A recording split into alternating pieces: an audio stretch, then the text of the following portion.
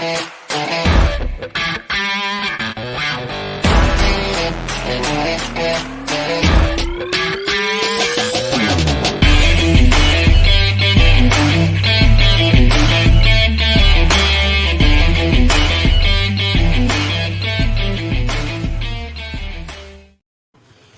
friends. Welcome back to Live at the Roxy on this Sunday, December 4th. Hope you had a great weekend. I had a good weekend. I had some really great things happen this weekend, like very fun, and some mediocre things. How about you guys? What did you do? Let me know. Thanks to everybody who's joining live. Just for those of you guys who are new here, or if you're not new here, but you've taken a little time off, it is December 4th, which means it's the fourth day in a row that I'm going live in December because we are going live every single day in December. I will be here live at the Roxy for 31 days in December. Today is day 4, and so happy December 4th.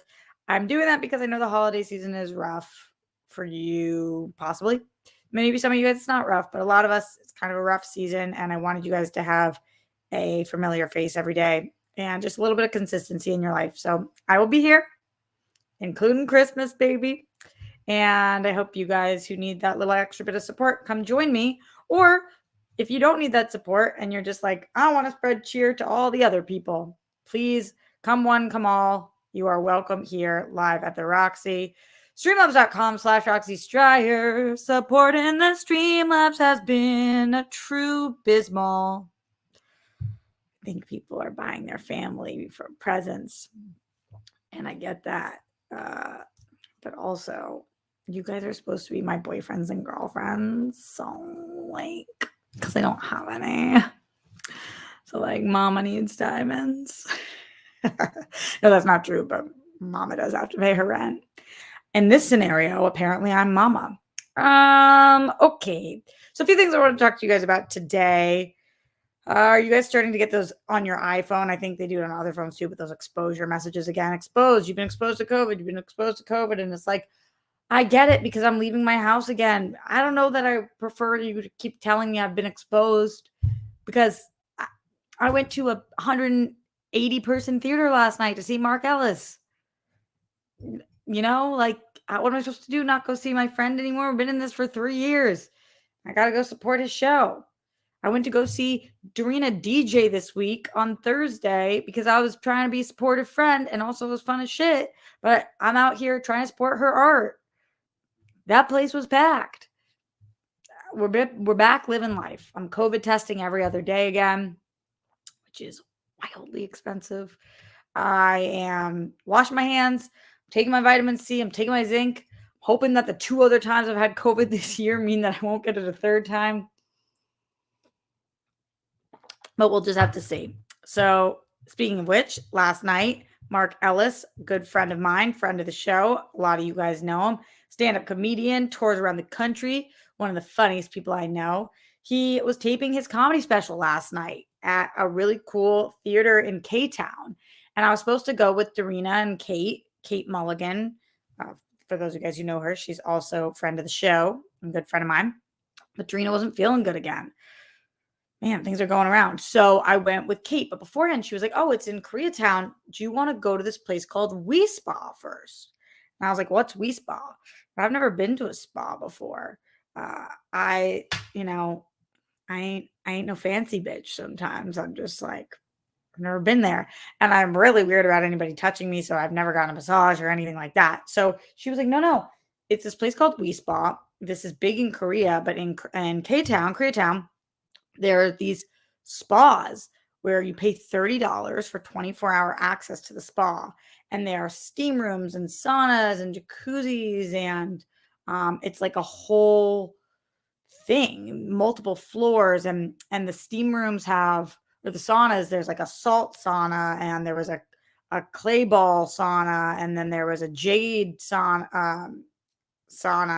And then there is one that's 200 degrees, and then there's an ice room, and there's a bunch of people there, and you just go from kind of room to room. And so we went before the show, and we spent a few hours there, and it was just so fucking lovely for $30 for the whole thing. was like, this is awesome. Now, how hygienic is it? I don't know.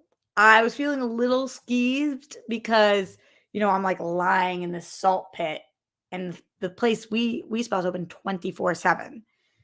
And it's not like there was a ton of people in the room when you're in the room, but it's just like, how are they cleaning this? And it's never closed. And just like, how does it all work? I'm just choosing to believe. And like, I found somebody's fake nail. These are real nails, but I found somebody's fake press on nail next to me in the clay pit. And then there was like a penny, like there's just so much shit in there that you're just lying in. It's so hot. Kate told me she thinks it burns out anything that's bad for you. I don't know. I don't know. I'm not. All I could say is I needed the day, needed the few hours, and to just be like lying there. It was so nice. I had to kind of clear my mind of like what is in these pits and just kind of like lay and veg. And it was great to catch up with Kate, and we were talking about a lot of different stuff, and she's always a blast. And yeah, so that was awesome. And on Friday, I worked all night. So that's how it worked. Yeah. What's going on with you guys? Streamlabs.com/Roxy Stryer. There's some other things I want to talk to you guys about. And of course, if you are a patron for the World Girls, you know that I'm recording 2 podcasts for the World Girls tonight after this. So you could just be with me all night long, all night, if you want to. In the Streamlabs, we have our first Streamlabs of the day of December 4th, coming in from John Get Bent, who just says, live, life is to be lived. I guess I can't combat that. Yeah, life is to be lived for sure. It absolutely is. Okay, other things that I wanted to talk to you guys about today. Some ups, some downs, some everywhere in between. Number one, got to talk about, we don't have to talk about anything, but I want to talk about what happened at Disneyland. I don't know if you guys saw about that Disneyland death, but we will speak on it. Number two, I started getting these notifications today about Iran abolishing the morality police. And now it hasn't been confirmed by their government yet, but we can touch base on that. Also, Emancipation, the movie, the Will Smith movie that's coming out, apparently the producer of it apologized because he brought a photo of an enslaved man to set. To the premiere, and was like, yeah, I keep this with me. And well, he is receiving a lot of flack for that. He had to apologize. We will talk more about that for sure. And also, I wanted to, before I get into any of that, we're going to talk about, we have 4 weeks left in the year. What are we doing with it? Before I get into any of that, a few days ago, I'm going to say like 5 days ago, I kind of started panicking a little bit. If you guys are in this chat every day, then of course you know the Zen one himself, Zen Glenn Caesar, and I hadn't been seeing him in the chat. And of course I'm going to notice something like that because Glenn has been with me for years and I love him, as many of you guys do. And so when I noticed he wasn't in the chat, I was like, everybody's entitled to not show up here, of course, but he usually does. And I was like, oh, I thought he'd be stoked that I was going live every day in December. And I haven't heard from him, and usually sends me a lot of DMs and messages about like different things that I do on the show or talk about. And he hadn't said anything. So it was just strange. And so I reached out to Jake Yacovetta, and I was like, do you have any idea what's going on?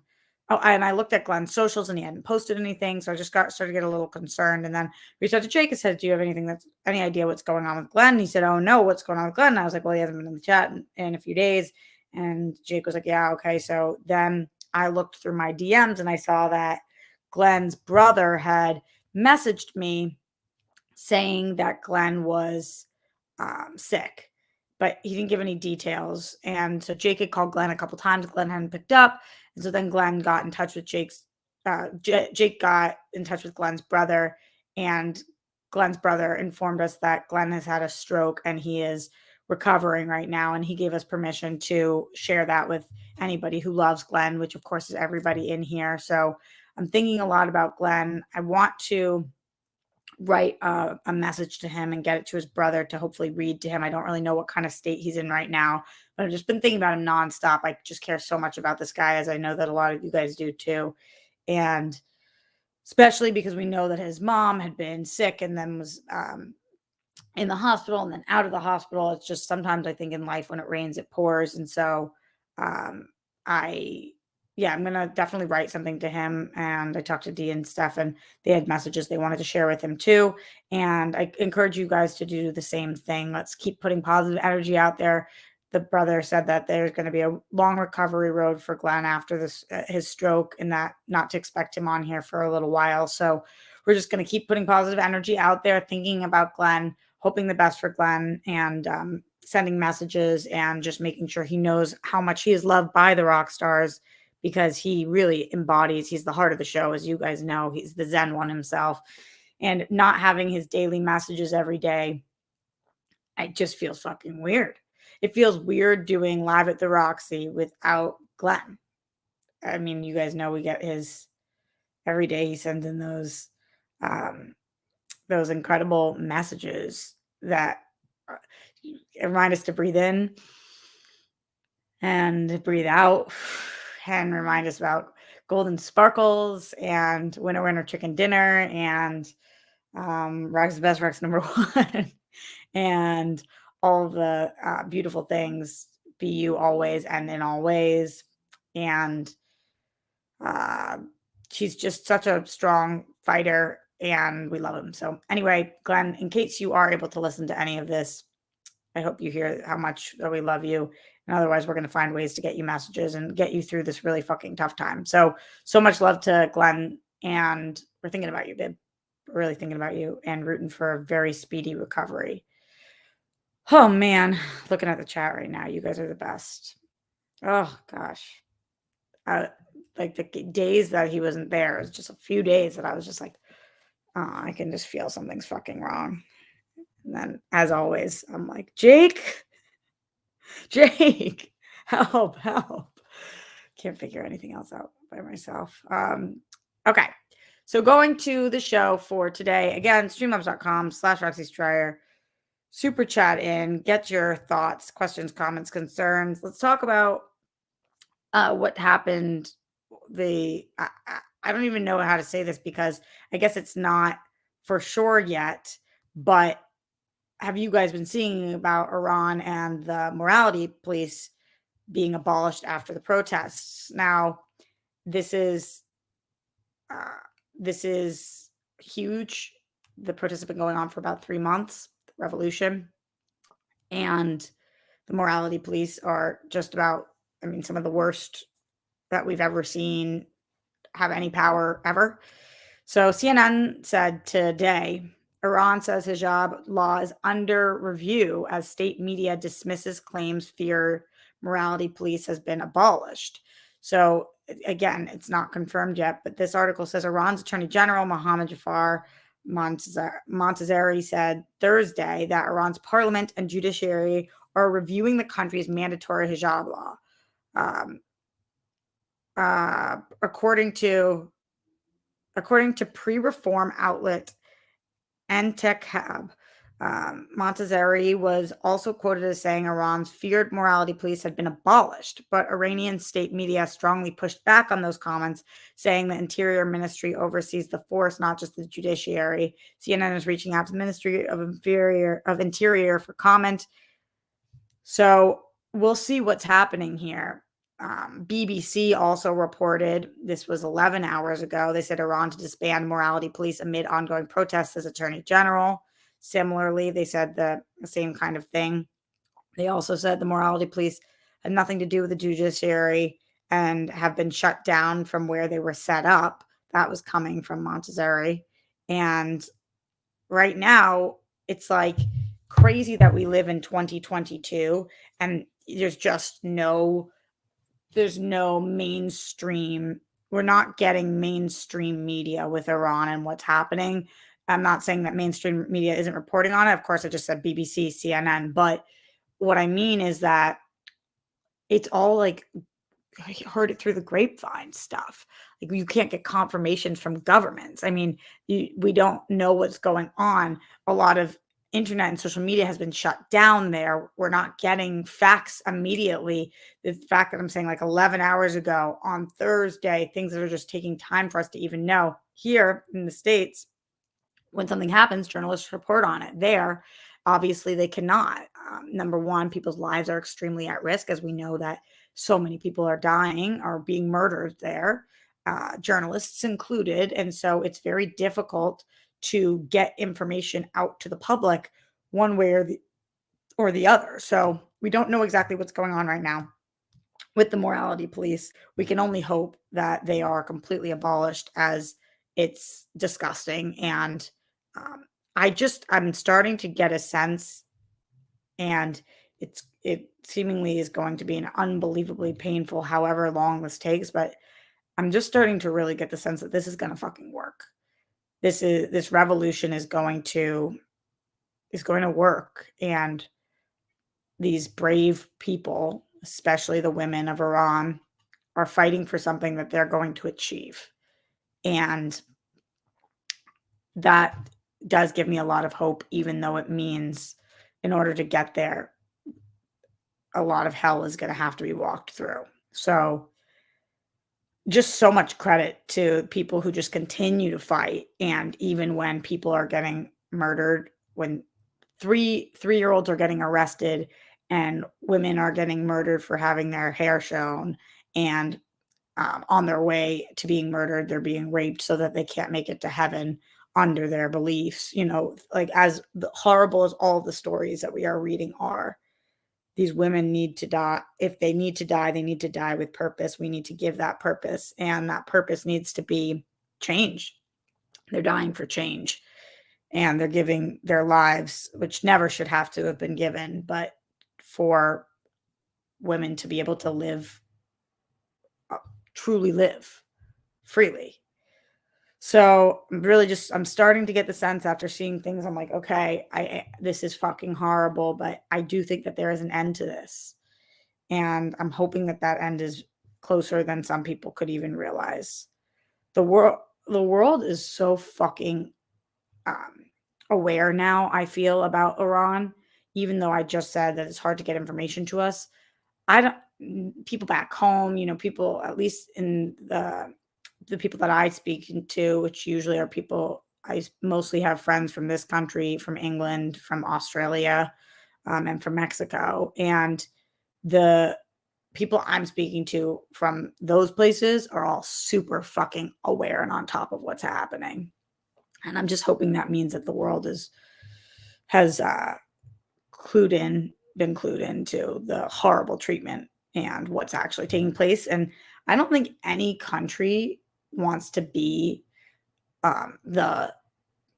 this is the wrong phrase, but like the laughing stock. And nobody's laughing about what's happening in Iran. But whatever that phrase is for, like, public enemy number one, I guess, no country, I think, wants to be looked at like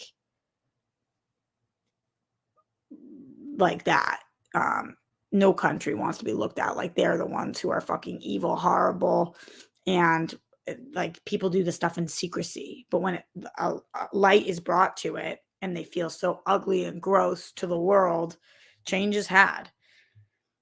Oh man, oh man. All right, going into the Streamlabs. Let's talk to you guys, see what's going on with you. Streamlabs.com/Roxy Stryer.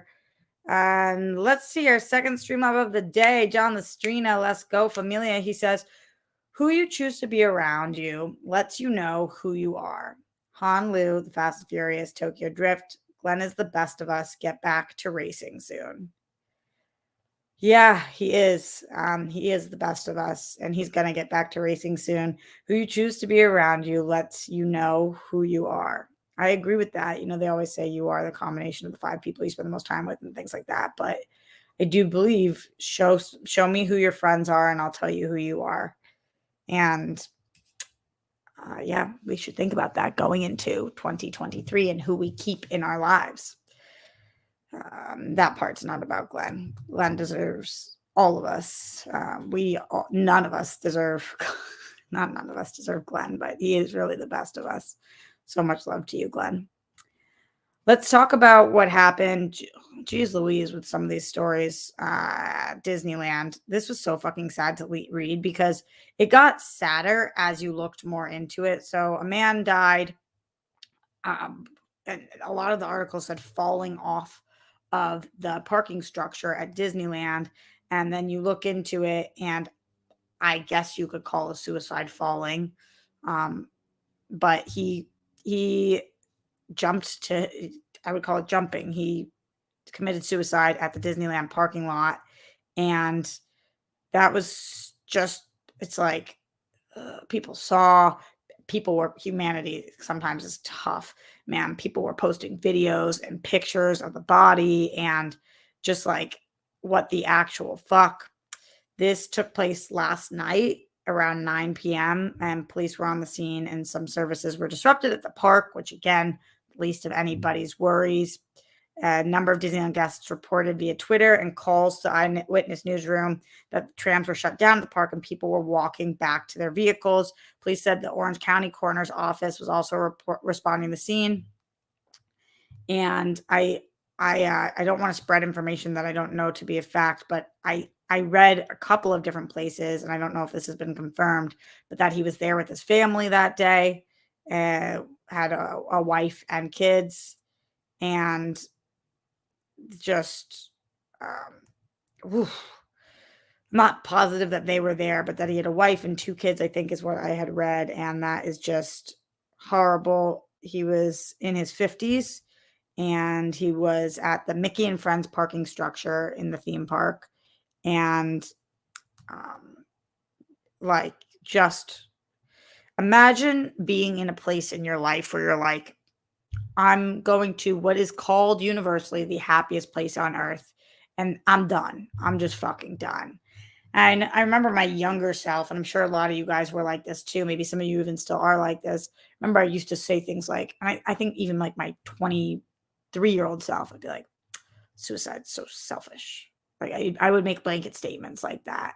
I think it was when I started hosting and stuff. I think that even when some famous comedians and whatever, I would say things like that. It's just such an ignorant fucking statement, man. And I saw a lot of people online posting it, and it's like, it's just such an immature, ignorant statement to say something like that, because suicide is fucking horrible. Suicide affects more than just the person whose life it took. Suicide affects families and friends and businesses and coworkers and lovers and pets and, everything. But the judgment on it, the taboo of it all is not helpful. No, I don't think anybody has ever heard suicide is so selfish, and that's convinced them to not do it. That's just not, it's not helpful. It's not right. It's not true. It's fucking awful. I've had so many people in my life commit suicide at this point. And I also have a friend who attempted suicide, and he ended up surviving. A lot of you guys know him, Sean Waltman, X-Pac, and him and I spent so much time talking about it on air. Even he's very open about it. Nothing, I would never share anything he said to me in private on air, but these are things he's said on air, just about how, like, what it takes to get to that point. And just for anybody, for any purpose, who is at that point in their life, our first reaction to that should be, this is so fucking sad. This is so sad for everybody involved. And whatever happened with this man, whatever happened, it's just so fucking sad. And I wish that it didn't. And again, I'm not positive about the familial aspect of it all. The Sun reported 3 hours ago saying that he was the Huntington Beach school principal. Again, I haven't seen other outlets confirm this, but this is coming from the Sun. They said a man who jumped to his death from a parking structure at Disneyland on Saturday night was the principal of a Huntington Beach elementary school and a musician who taught and played throughout Southern California. Then they said his name, Christopher. He faced misdemeanor child endangerment and battery charges and was arrested last month. He was due in court on Monday, December 5th. So that would be tomorrow. Then they said on Saturday, and yeah, they talked about the Anaheim, where he was and everything. I don't know what any of this means. I don't know anything about his life.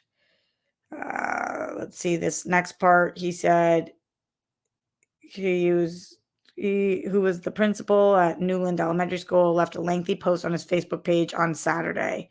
He said, I hate when people leave this earth with so many unanswered questions. So I hope this provides some insight and perspective. I am on the brink of losing my job. So here I am writing my final Facebook post to you all. I need you all to know that a gentle, kind, loving, and sincerely good man has been destroyed by one unfortunate night. So it seems like he posted, and it's longer than that on Facebook. You guys can go read it if you'd like. And again, this article is from The Sun, but just the fact that like we are able to even see things like this on social media. And I don't know who saw him there, what children, what his own children, if there are, the kids at the school, everything, just fucking awful, just so sad. And just thinking about him and anybody who has ever been on the brink of committing suicide, or anybody who's lost anybody to suicide or attempted suicide, just as it is December, as this is a tough season for people, as I've already told you guys, I'm going to be here all month because I know how tough of a season this is. And I do believe that suicides increase during the holiday season. It's just so fucking sad.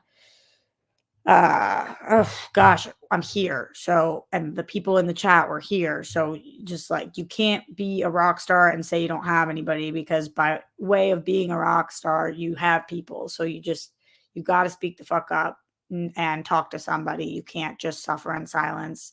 It's the whole reason we're here. Sina says, my DMs are always open. So sweet. So sweet. It's so much fun to talk about on the show today. I feel like I've almost been on the verge of tears for the entire show. Streamlabs.com/RSStar. Maybe you guys saw some more good news. This was not good news, but it also is not in the same vein. And maybe we can I was going to say lighten it up. We're talking about slavery. It doesn't fucking lighten anything up. But we are talking about a white-ass producer who did something kind of stupid. So maybe we seek solace in that. I mean, the emancipation producer, he apologized because he brought a photo of an enslaved man to the premiere. And, like, I think he thought, we all do stupid-ass shit sometimes. But I think he thought he was, like, you know how, was it Ryan Coogler who wore the Chadwick Boseman necklace? Like, I think he thought that he was paying homage to somebody, but really he's just like a white producer with a picture of a slave in his pocket. And it's like just a lack of ability to read the room. Just super fucking tone deaf. Totally, Jimmy. I mean, I was like, oh, why did you do that? Why did you do that, my dude? He apologized. I really think that there was this man was, sometimes intentions do matter. I don't think this man was intending on something, but like, the problem is he is the producer of a film about slavery. You have to be less tone deaf than that if that's the kind of content you're making. His name's Joey McFarlane. Again, nothing against him. He might be an excellent guy who just missed the mark on this one, but this was wild to see. He said that he brought the original scourged back photo from 1863 to the film's premiere, and he said, I wanted a piece of Peter to be here tonight. McFarlane was asked how he came to own the OG photo of whipped Peter from 1863. And then he actually brought out and showed off the photo. His answer boiled down to seeing the importance of history and wanting to curate valuable artifacts like this one so that they can live and be preserved. And so we can all learn a valuable lesson from the past. On its face, there doesn't seem to be anything wrong with JMF's statement, but of course, some took issue with the phrasing, like saying he wants a piece of Peter to be there with him that night, and the optics of a white man owning and parading this pic around like a prop. That's how a handful of folks interpreted his interview anyway. And then his apology said, it's a long apology. I'll read you some. I wholeheartedly apologize to everyone I've offended by bringing a photograph of Peter to the Emancipation premiere. My intent was to honor this remarkable man and to remind the general public that his image not only brought and changed in 1863, but still resonates and promotes change today. Now, what I do think, as we've talked about on the show so many times, is that preserving history is very important. It's why, there are things like the Holocaust Museum. There are things like photographs of, and there's less photographs of that time because there was less ability to take photos, and there's not footage in the same way that there are from more current events. So I do think he really did. And who knows? I don't know this fucking man, but I think he really thought he was like honoring somebody by doing this. He just missed the fucking mark, my dude. And he said, after uncovering Peter's origin story with help from diligent historians, I spent the last few years working with the Emancipation Creative Team in order to bring his story to life so worldwide audiences would have an opportunity to appreciate his heroism. I hope my actions don't distract from the film's message, Peter's story, and just how much impact he had on the world. I hope that too. I hope that too. Between that and everything going on with Will Smith, it does feel like there's some distractions going on here. I still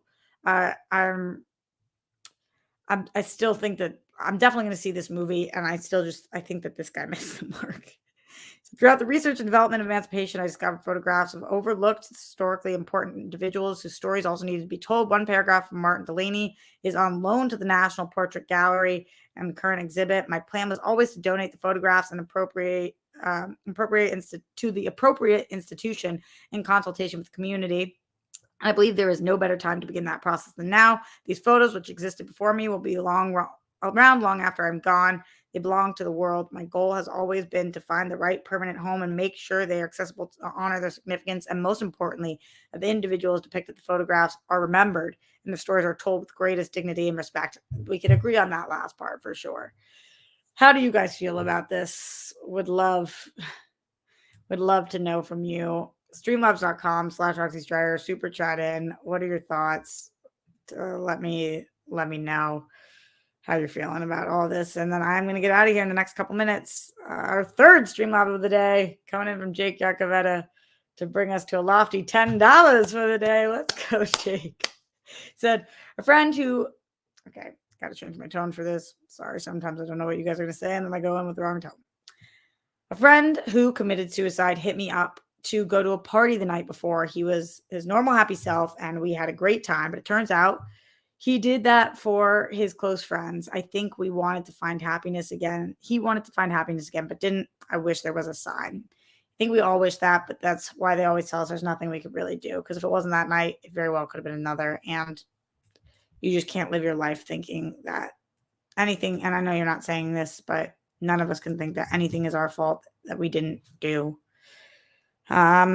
But yeah, I think we all wish that there was a sign. I wish that people who are really struggling wore something right across their forehead, like, don't fuck with me today. I'm really fucking struggling. I need help. It's just not the way that it all works.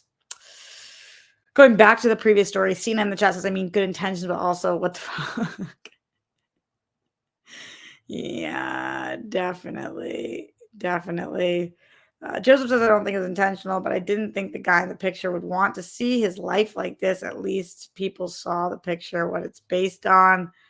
Maybe. Spidey says, shouldn't that photograph be in a museum or something and not in some rich guy's personal collection? I think that's why he was saying he is donating it now. Yeah, yeah. All right, my loves. I am getting out of here officially.